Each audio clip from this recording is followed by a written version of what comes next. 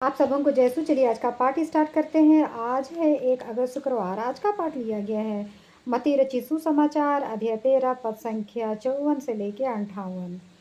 यीशु अपने नगर आए जहाँ वे लोगों को उनके सभागृह में शिक्षा देते थे। वे अचंभे में पढ़कर कहते थे, इसे यह ज्ञान और सामर्थ्य कहाँ से मिला? क्या यह बढ़ाई का बेटा नहीं? क्या मरियम इसकी माँ नहीं?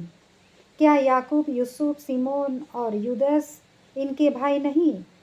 क्या इनकी सब बहनें हमारे बीच नहीं रहती? तो यह सब इसे कहाँ से मिला? पर वे ईसा पर विश्वास नहीं कर सके।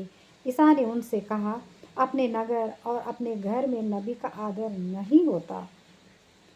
लोगों के अविश्वास के कारण उन्होंने वहाँ बहुत कम चमत्कार दिखलाए। तो चलिए आज के पाठ का चिंतन करते हैं। आज के पाठ में हम देखते हैं कि यीशु मसीह जो थे, ईश्वर के इकलौते पुत्र, वे इस धरती पे आए थे सच्चाई के रास्ते पे चलाने के लिए, मार्ग दिखलाने के लिए, क्योंकि उन्होंने कहा है मार्ग, सत्य और जीवन मैं ही हूँ।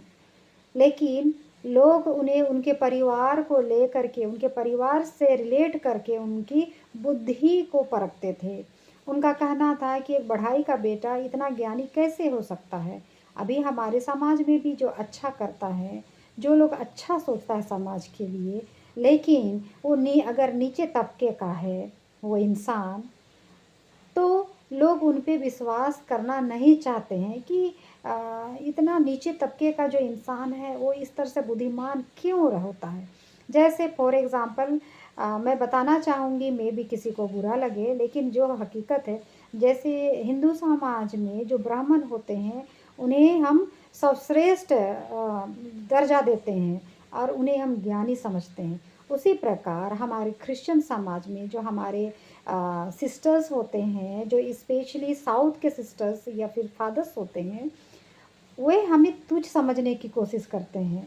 आप देखे होंगे कि वे अपनी भाषा में बात करेंगे या तो फिर इंग्लिश में बात करेंगे, लेकिन जब हिंदी की बात आएगी तो वो हिंदी बोलना पसंद नहीं करेंगे, क्योंकि वे भी तो आदिवासी नहीं, वे भी तो ब्राह्मण हैं। उनकी सोच, वो हिंदू के जो ब्राह्मण होती हैं, है ना, तेज शातिर, तो इनकी भी आ, सोच इसी तरह से होती है। भले ही वो यीशु मसीह उनके दिल में रहेंगे, यीशु मसीह का नाम बखान करेंगे, लेकिन उनके मन में कहीं ना कहीं जात बिरादरी शब्द आता ही है। शायद बहुतों को ये बात खटक रही होगी, लेकिन यही सत्य है और आपके साथ भी ऐसा अनुभव हुआ होगा, लेकिन आप में इतनी हिम्मत नहीं है कि आप खुल करके बोल सकें। इतनी हिम्मत जुटाने की कोशिश कीजिए और समाज को बदलने की कोशिश कीजिए। चलिए, तो आज का पाठ कैसा लगता है? अगर पसंद आता है तो लाइक, शेयर और सब्सक्राइब दिस वीडियो।